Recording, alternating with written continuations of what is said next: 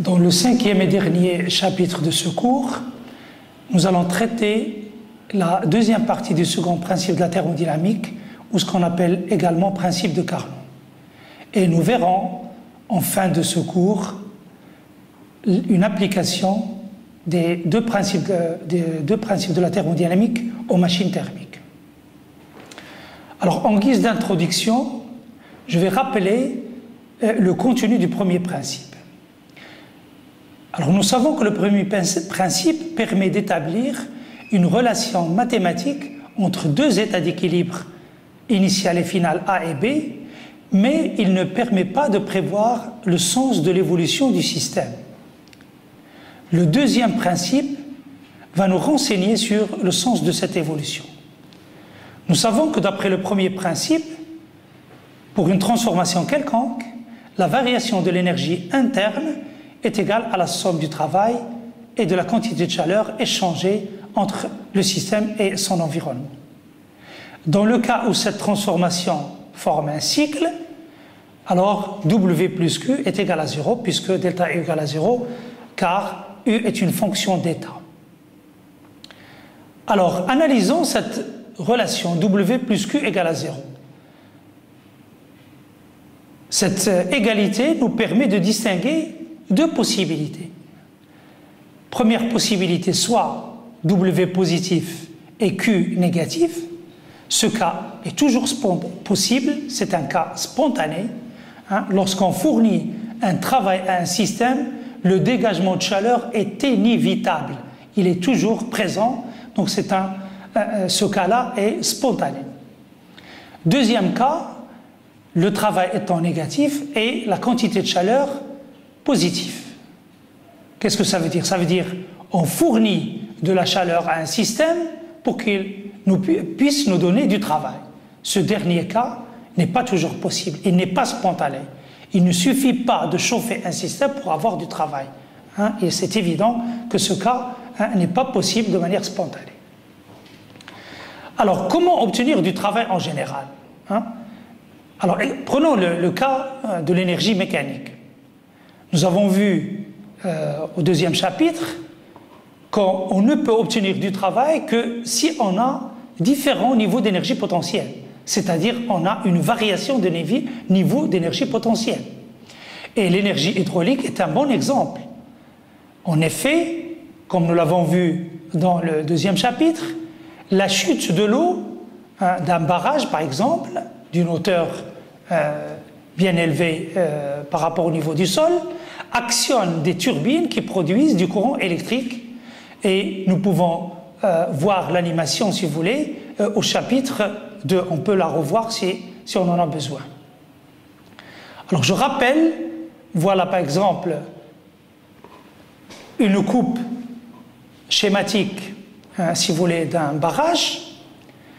En bleu, la masse d'eau, la canalisation, si vous voulez, de l'eau, si vous voulez, qu'on peut libérer grâce à des vannes. Alors quand la masse d'eau passe de la hauteur H2 à la hauteur H1, donc voilà, le delta H c'est H2 moins H1, la variation d'énergie potentielle nous donne le travail qui est égal à mg fois delta H. M étant la masse d'eau, si vous voulez, libérée, et G étant la constante de la pesanteur. Par analogie avec l'énergie potentielle, on peut également obtenir du travail si on dispose au moins de deux niveaux d'énergie thermique, ou plus précisément deux sources de chaleur. Alors je ferai un schéma analogue au schéma précédent. Sur une échelle de température, j'ai deux niveaux thermiques, le niveau thermique à température T2 et le niveau thermique à température T1. Donc si j'ai au moins deux niveaux d'énergie thermique avec des températures T1 différentes de T2, ici T1 supérieur à T2, donc delta T étant positif, alors avec cette configuration-là, dans ces conditions-là, on peut obtenir du travail. Alors, c'est quoi un niveau thermique de température T? C'est tout simplement ce qu'on a appelé précédemment une source de chaleur. Je rappelle la définition d'une source de chaleur. C'est un corps ou un ensemble de corps dont la température T est bien définie. Elle peut être constante comme dans la figure que je viens d'indiquer. Alors considérons deux sources de chaleur avec T1 supérieur à T2, comme c'est le cas de cette figure. Dans ce cas, l'énergie thermique de la source T1 elle est supérieure à celle de la source T2. Alors le schéma usuel, alors je vais représenter la source de chaleur à T1 avec une couleur rouge et je représente la source de chaleur à température T2 avec T2 inférieur à T1 avec une couleur bleue pour dire tout simplement que la source de chaleur à T1 est plus chaude que la source de chaleur à T2. On appellera, si vous voulez, dorénavant, la source de chaleur à température élevée, la source chaude, et la source de température la moins élevée, on peut l'appeler la source froide. Donc on peut avoir, ici on a une variation d'énergie thermique, on peut donc obtenir du travail. Alors quelques énoncés qui sont à la base du deuxième principe. Le premier, c'est celui de Clausius, et voilà ce qu'il dit. Le passage de la chaleur d'un corps froid à un corps chaud n'a jamais lieu sans intervention du milieu extérieur. On ne peut pas imaginer que la chaleur passe d'un corps froid à un corps chaud de manière spontanée. C'est ce que veut dire cet énoncé-là.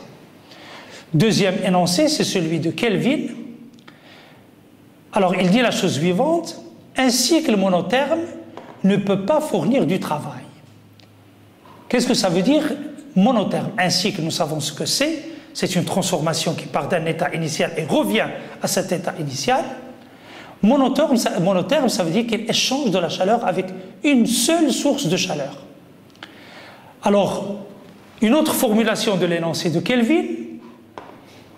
Au cours d'un cycle, lorsqu'un système échange de la chaleur avec une seule source de chaleur, il a nécessairement reçu du travail et donné de la chaleur.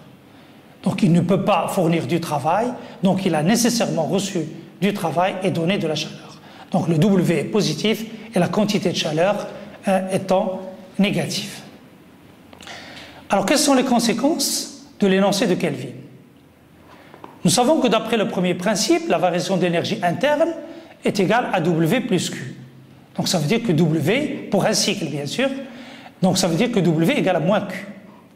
Mathématiquement, deux cas sont possibles. Soit W supérieur ou égal à 0, donc et Q inférieur ou égal à 0, soit W inférieur ou égal à 0 et Q supérieur ou égal à 0. Le cas B, c'est-à-dire un système qui nous fournit du travail, est exclu par l'énoncé de Kelvin. Donc seul le cas A, le premier cas, c'est-à-dire W supérieur ou égal à 0 et Q inférieur ou égal à 0, est permis par l'énoncé de Kelvin. Conclusion, avec une seule source de chaleur, on ne peut transformer de la chaleur en travail. C'est pour cette raison qu'on qualifie le travail W d'énergie noble et la quantité de chaleur Q d'énergie dégradable. Alors, étudions une transformation monotherme, pas un cycle, une transformation monotherme, c'est-à-dire une transformation qui n'est pas cyclique. La source de chaleur, donc le système va échanger avec une seule source de chaleur. Nous savons que la source de chaleur est caractérisée par une température bien définie. Je vais prendre T1 égale constante, alors que la température du système peut être égale à la température de la source de chaleur, comme elle peut être différente de T1. Ça dépend, si vous voulez, des conditions, si vous voulez, de l'échange thermique. Remarque, si la transformation est irréversible, la température T du système n'est pas définie. Mais tout ce qu'on peut dire, c'est qu'à l'état initial, la température du système est égale à la température de la source, à T1. Puis, pour la simple raison que le système est en équilibre avec la source de chaleur à l'état initial. Et de même, pour l'état final, la température du système est égale à T1, puisqu'il est à l'équilibre avec la source de chaleur à l'état final. Alors, le cas maintenant, examinons le cas maintenant du cycle monotherme réversible. D'après l'énoncé de Kelvin, W est supérieur ou égal à 0 et Q est inférieur ou égal à 0. Or, ce cycle étant réversible, il peut être décrit en sens inverse, avec donc l'énergie moins W et la quantité de chaleur moins Q, tel que moins W il est inférieur ou égal à 0 et moins Q est supérieur ou égal à 0. Alors cela veut dire que le cycle peut fournir du travail. Or, d'après l'énoncé de Kelvin, ce n'est pas possible. D'où la seule solution pour un cycle monotherme réversible, la seule solution mathématique, c'est W égale à 0 et Q égale à 0. Conclusion, au cours d'un cycle monotherme réversible, W égale à Q égale à 0. Donc un cycle monotherme réversible ne peut fournir ni travail ni chaleur. Examinons le cas d'un cycle monotherme irréversible. D'après l'énoncé de Kelvin, W est supérieur ou égal à 0 et Q inférieur ou égal à 0. Comme le cycle n'est pas réversible, W égale à 0 et Q égale à 0 n'est pas possible. Donc ce cycle va consommer nécessairement du travail, donc W est strictement positif, et dégager de la chaleur, donc Q est strictement négatif. On dit que ce cycle dégrade de l'énergie puisqu'il consomme donc de l'énergie noble et nous fournit de l'énergie dégradable. Examinons maintenant le cas d'une transformation monotherme réversible. Considérons les chemins 1 et 2 qui représentent deux transformations monothermes réversibles associées à une transformation AB. Alors le schéma suivant, il schématise un petit peu, ou il résume un petit peu ce que je viens de dire. J'ai une transformation entre l'état d'équilibre initial A et l'état d'équilibre final B. Je suppose une première transformation réversible entre A et B, c'est ce que je matérialise par le chemin 1. Je suppose une deuxième transformation entre l'état initial A et l'état final B, que je schématise par le chemin vert et que je représente par le chemin 2. 1 et 2 sont deux chemins différents, faisant passer le système de l'état d'équilibre A à l'état d'équilibre B. Puisque le chemin 2 est réversible, il peut être décrit en sens inverse. C'est pourquoi le chemin vert porte deux flèches opposées. On fait donc apparaître un cycle monotherme réversible A1, B, 2A. Or, pour un tel cycle, nous avons vu que le travail est nul. Comme ce travail relatif à ce cycle peut s'écrire W égale WA1B plus WB2A égale à 0, ça veut dire que WB2A c'est égal à moins WA1B. Comme le chemin 2 est réversible, WA2B est égal à W moins WB2A. Ce qui entraîne la relation très simple, c'est que WA1B est égal à WA2B. Autrement dit, dans ce cas-là, dans ce cas de figure, dans ce type de transformation, le travail ne dépend pas du chemin suivi, il ne dépend que de l'état final et de l'état initial. Il s'agit d'un cas bien sûr particulier, je le répète, et on peut écrire mathématiquement que WAB, c'est F de B moins F de A, avec F une certaine fonction d'état. Conséquence sur la quantité de chaleur QAB, la quantité de chaleur entre l'état de la transformation AB, donc entre A et B. D'après le premier principe, la variation d'énergie interne, c'est U de B moins U de A, et cette variation d'énergie interne U de B moins U de A, nous savons que c'est égal à WAB plus QAB. Or, WAB, c'est F de B moins F de A plus QAB. Je peux tirer QAB de cette équation-là, et je trouve que c'est égal à U de B moins F de B moins U de A moins F de A. Remarquez que j'ai ici une certaine fonction de l'état final, U de B moins F de B, et ici une fonction de l'état initial, que je note par la fonction xi de B moins xi de A. Donc QAB est également une fonction d'état dans ce cas particulier. D'accord? Attention, nous sommes en train d'étudier des cas particuliers. Nous savons que dans le cas le plus général, le travail pris séparément et la quantité de chaleur pris séparément ne sont pas des fonctions d'état. Alors examinons le cas d'une transformation monotherme irréversible. Soit I un chemin irréversible et R un chemin réversible associé à une transformation AB. I et R sont deux chemins différents faisant passer le système de l'état d'équilibre A à l'état d'équilibre B. Puisque le chemin R est réversible, il peut être décrit en sens inverse et donc on peut faire apparaître ici aussi un cycle monotherme irréversible AI, B, RA. Et d'après l'énoncé de Kelvin, le travail associé à ce cycle est strictement positif. Or, ce travail-là, je peux l'écrire comme WAIB plus WBRA. Donc le résultat, la somme de ces deux travaux est positif. Ce qui montre que WAIB est supérieur à WARB. Conclusion, une transformation monotherme irréversible va consommer plus d'énergie W qu'une transformation réversible entre les mêmes états d'équilibre A et B. Conséquence sur la quantité de chaleur QARB, la quantité de chaleur échangée au cours d'une transformation réversible par rapport à celle qui est irréversible, comme delta U égale U de B moins U de A est égal WAIB plus QAIB pour la transformation irréversible, et elle est égale en même temps à WARB plus QARB, et comme WAIB est supérieur à WARB, alors le QAIB est inférieur à QARB.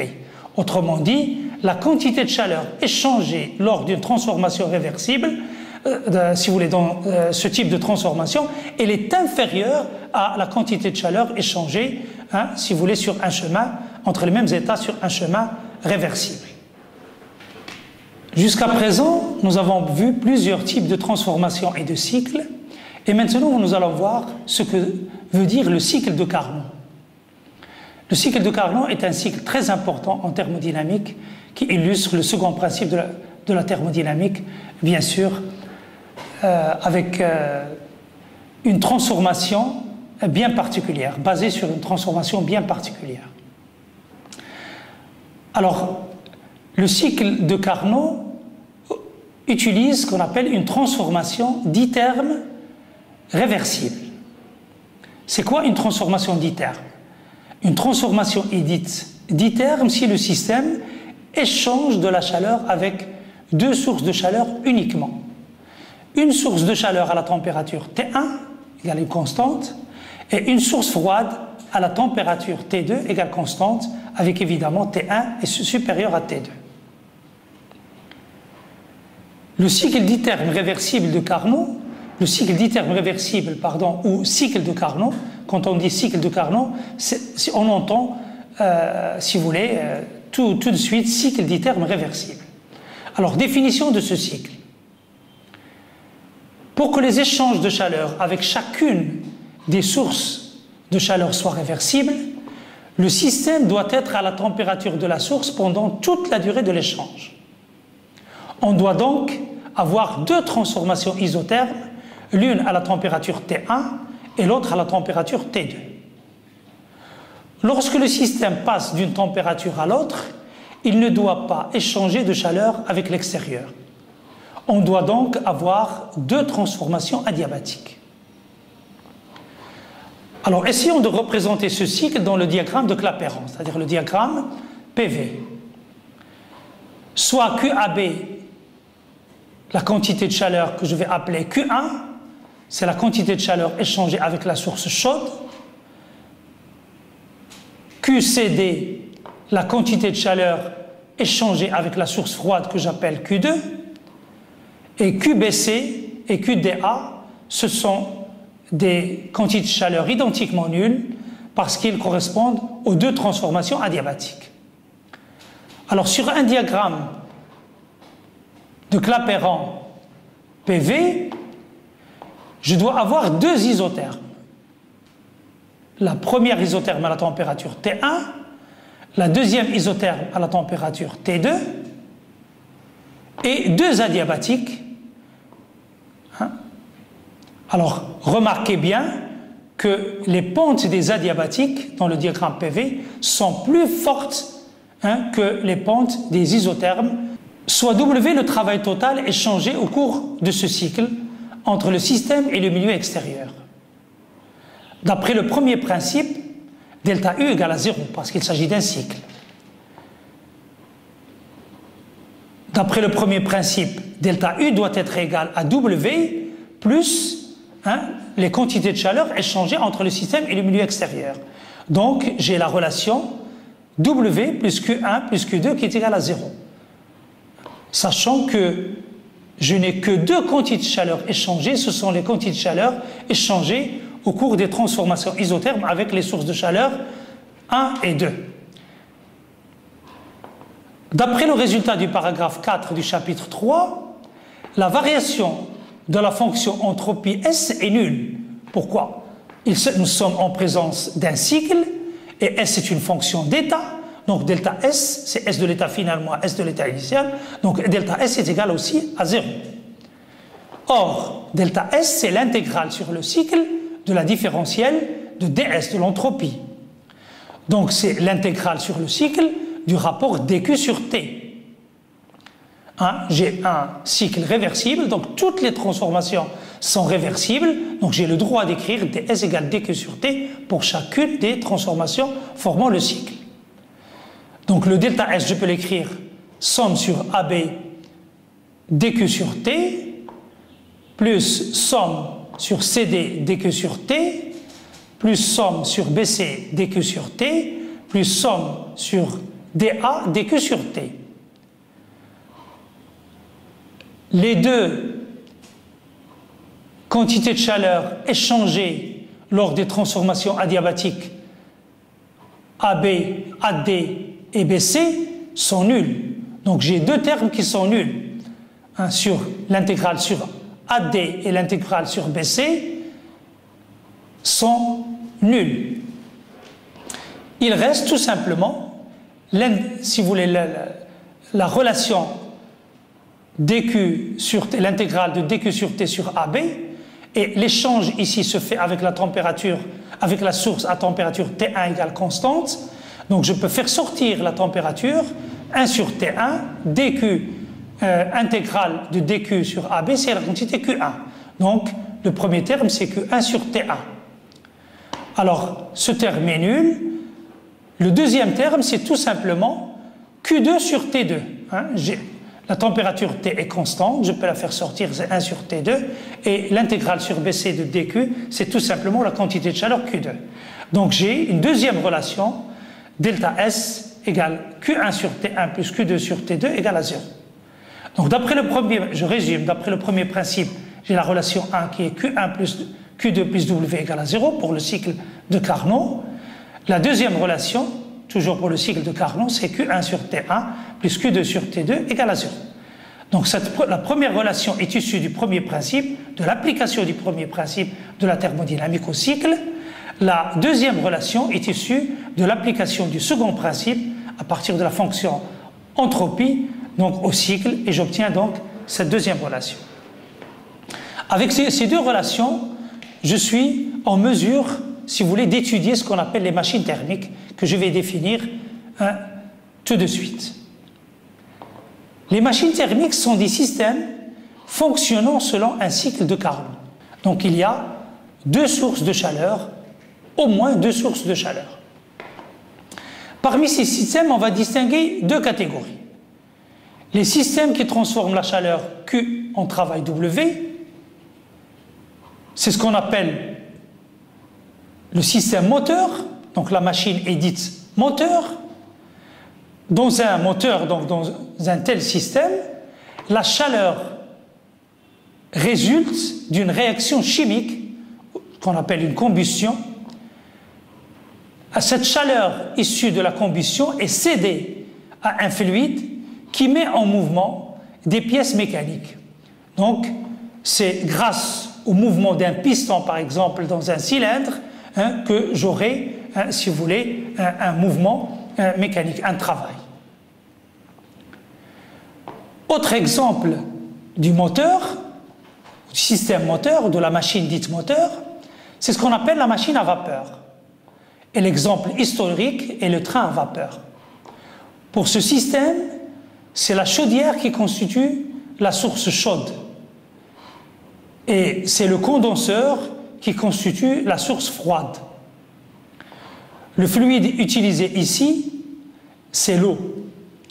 Ici, c'est la vapeur d'eau qui met en mouvement les pièces mécaniques. Troisième exemple de système moteur, c'est ce qu'on appelle le moteur à combustion interne ou à explosion diesel.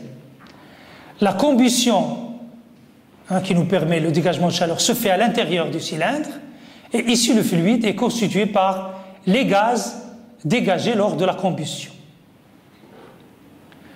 Deuxième type de machine thermique, ce sont les systèmes qui transforment le travail W en chaleur Q, autre que par les frottements. Nous savons que les frottements sont toujours présents, si vous voulez, lorsqu'on fournit un travail à un système. Donc ce ne sont pas les frottements qui nous intéressent, si vous voulez, dans ce chapitre. Alors la machine, dans ce cas-là, consomme de l'énergie, il va permettre le transfert de la chaleur de la source froide vers la source chaude. Alors que dans le cas du système moteur, la chaleur va passer de la source chaude vers la source froide. Alors l'exemple le plus connu, c'est la machine frigorifique, ou ce qu'on appelle un réfrigérateur. La source froide de cette machine est son intérieur, la source chaude est l'extérieur de cette machine, c'est-à-dire le milieu extérieur, ou l'environnement de la machine. Avec cette machine, le but est de refroidir la source froide. Deuxième exemple, c'est ce qu'on appelle la pompe à chaleur. Cette machine sert au chauffage d'appartements. Avec cette machine, le but est de chauffer la source chaude. La source chaude, c'est l'intérieur de l'appartement et la source froide étant l'extérieur de l'appartement. Schéma des deux types de systèmes, moteur et machine. D'abord, commençons par les systèmes qui transforment la chaleur en travail, ou système moteur. Alors le système moteur, je vais le symboliser par les lettres MO, les premières lettres du système moteur. Alors le travail produit par ce moteur est d'après l'expression de l'énergie interne pour le cycle, en valeur absolue, ce travail-là est égal à la valeur absolue de Q1 moins la valeur absolue de Q2. Relation facilement démontrable. Alors je schématise la source chaude à température T1 par la couleur rouge, la source froide à température T2 par la couleur bleue. Le système, mon système thermodynamique moteur est délimité par, si vous voulez, cette frontière. Et, si vous voulez, je schématise l'échange par des canaux de communication entre les sources, le système et l'extérieur. Un système moteur nous fournit du travail en consommant de la chaleur. Q1 positif issu de la chaleur de la source chaude et Q2 est négatif, il est cédé à la source froide. Voilà le schéma de principe d'un système moteur. Alors pour les systèmes qui transforment le travail en chaleur, au système machine, on l'appelle machine, alors je symbolise machine par MA que je mets à l'intérieur donc des frontières du système qui échange de la chaleur avec une source chaude à T1 et une source froide à T2 et avec l'extérieur bien sûr. Mon système va recevoir du travail de l'extérieur pour prendre de la chaleur de la source froide et le mettre dans la chaleur, dans la source chaude. Donc le Q2 est positif et le Q1 est négatif. Le coefficient de performance d'un système thermodynamique est défini par le rapport de ce qui est produit par ce système sur ce qui est consommé par le système. Ce coefficient est pris toujours de manière positive. C'est une convention, si vous voulez, en thermodynamique. Alors pour le système moteur, ce coefficient de performance est appelé le rendement du moteur. Donc on va caractériser la performance d'un moteur par son rendement. Le travail W produit par le moteur sur la quantité de chaleur consommée par le moteur. Donc le R, c'est égal à W sur Q1. Or, W produit par le moteur est négatif.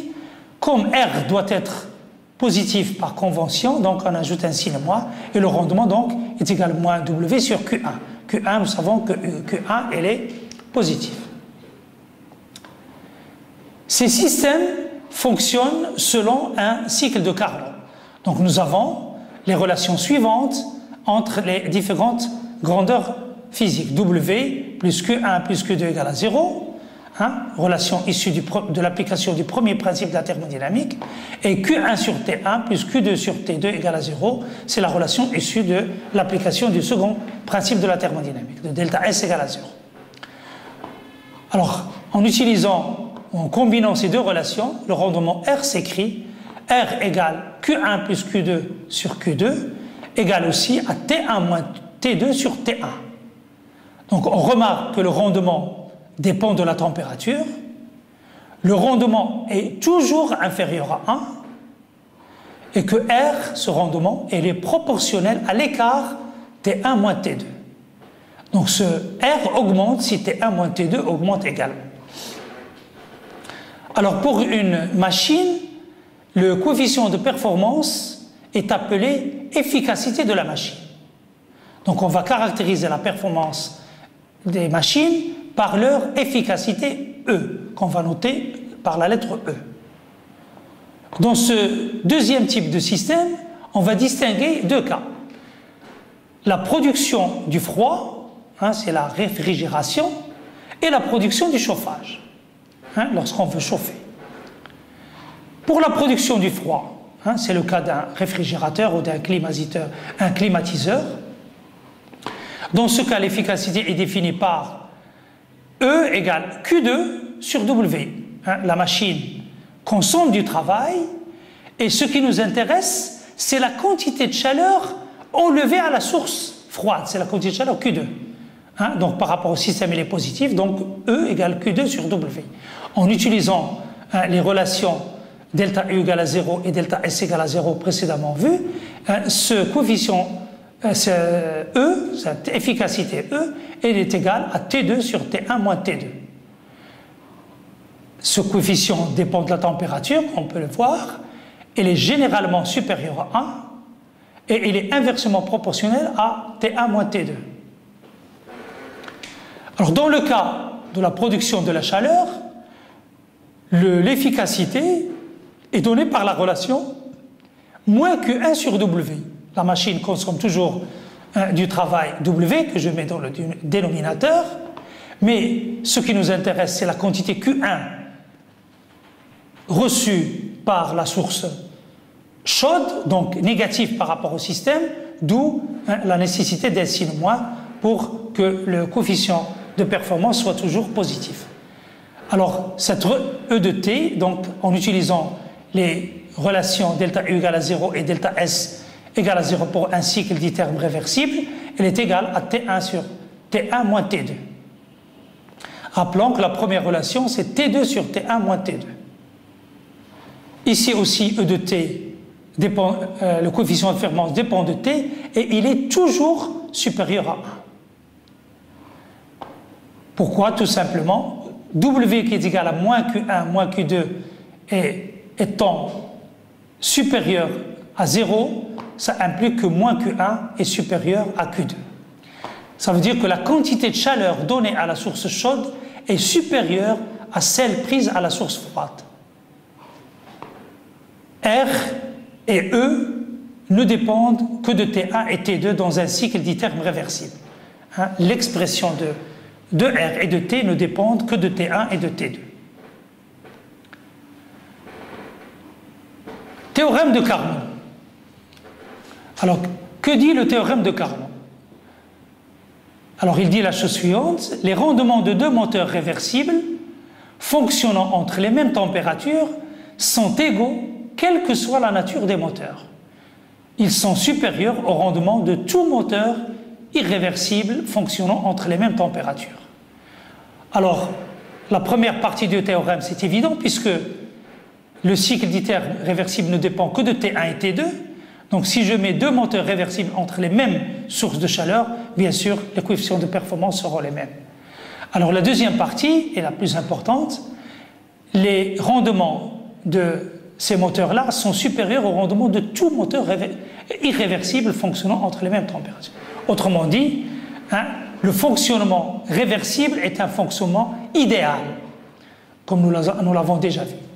Alors, R réversible est toujours supérieur à R irréversible. Les moteurs réels sont irréversibles, bien évidemment. Donc, le rendement du cycle de Carnot peut constituer donc une limite théorique supérieure du rendement d'un moteur réel. Conséquence de ce théorème, c'est la relation de Clausius. La remarque précédente nous permet d'écrire que le rendement irréversible est inférieur ou égal au rendement réversible. À la limite, c'est égal. Donc le rendement réversible constitue une limite supérieure. Donc je peux utiliser une inégalité large ici. Or, le rendement irréversible, c'est moins W sur Q1, c'est 1 plus Q2 sur Q1. Et je m'arrête là. Je n'ai pas le droit d'utiliser, si vous voulez, l'expression de delta S égale à 0 qui égale Q1 sur T1 plus Q2 sur T2, qui est réservé au cycle d'iterme réversible. Or, le rendement réversible, dans ce cas-là, c'est 1 moins T2 sur T1, c'est-à-dire T1 moins T2 sur T1, que je peux écrire 1 moins T2 sur T1. Alors, si je combine B1 et B2, c'est-à-dire que 1 plus Q2 sur Q1, il est inférieur ou égal à 1 moins T2 sur T1. Je simplifie par 1 et je peux déduire Q2 sur T2 plus Q1 sur T1 inférieur ou égal à 0. Ça, c'est la relation de Clausius, si vous voulez, relative à un cycle quelconque, si vous voulez. Elle est identiquement nulle, Q2 sur T2 plus Q1 sur T1 égale à 0 pour un cycle d'iterme réversible, et elle est strictement inférieure à 0 pour un cycle d'iterme irréversible. Cette inégalité, l'inégalité B3, constitue une formulation mathématique du deuxième principe de la thermodynamique. Alors la relation de Clausius que je vois ici est une formulation mathématique du second principe de la thermodynamique. Je rappelle, si le cycle est décrit de façon réversible, s'il s'agit d'un cycle de Carnot, nous avons vu que Q1 sur T1 plus Q2 sur T2 est égal à 0.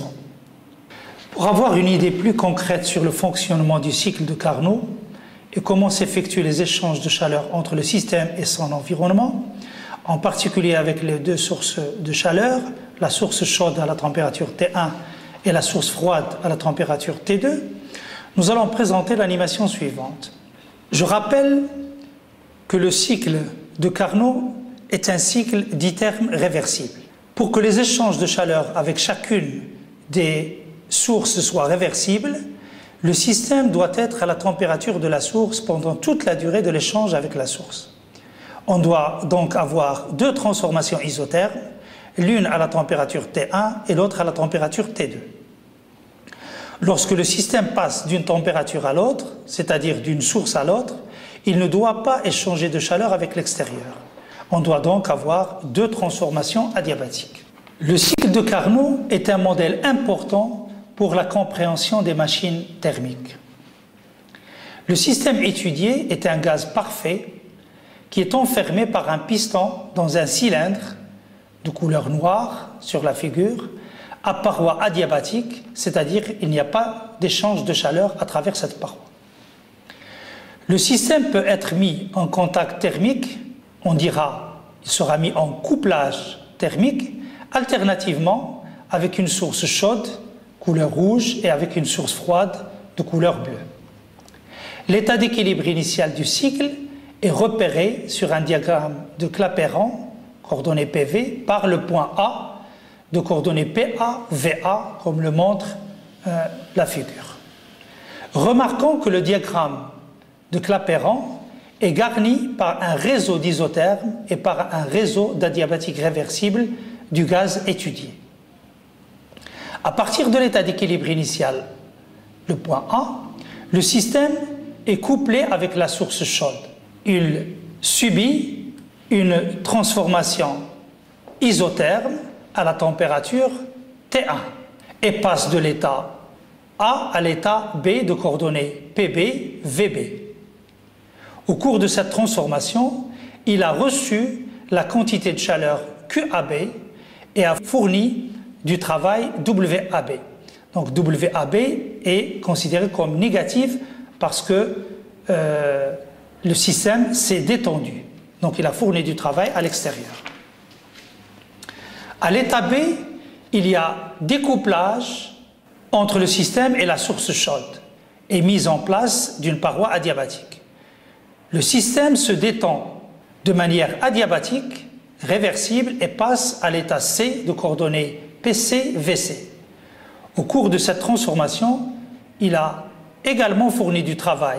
Donc WBC est négatif, mais QBC est identiquement nul puisque la transformation est adiabatique. Au point C, il y a couplage entre le système et la source froide. Le système subit une compression isotherme à la température T2 et passe à l'état d'équilibre D de coordonnées PD-VD. Au cours de cette transformation, il a reçu du travail, WCD est donc positif, et cédé la quantité de chaleur QCD qui est négative. À l'état D, il y a découplage entre le système et la source froide et mise en place de la paroi adiabatique. Le système est comprimé de manière adiabatique, réversible, et passe à l'état initial A. Et le cycle est ainsi fermé. Au cours de cette transformation, le système a reçu du travail, donc WDA est positif, mais QDA est identiquement nul puisque la transformation est adiabatique. Après avoir vu à quoi correspond chaque transformation constituant le cycle, à savoir 2 isothermes et 2 adiabatiques, l'animation nous permet de voir le cycle en dynamique, c'est-à-dire en fonctionnement continu, comme dans le cas réel. Remarquons que le cycle moteur est décrit dans le sens horaire et donc fournit un travail négatif. En effet, le travail du cycle, c'est la somme des travaux WAB plus WBC plus WCD plus WDA. Or, WAB est représenté par l'aire comprise entre la courbe AB et l'axe des abscisses, c'est-à-dire l'axe des volumes. Cette aire est représentée en couleur par la couleur marron. WC est représenté par l'aire comprise entre la courbe BC et l'axe des abscisses, l'axe des volumes, et c'est toujours la couleur marron puisque WC est négatif.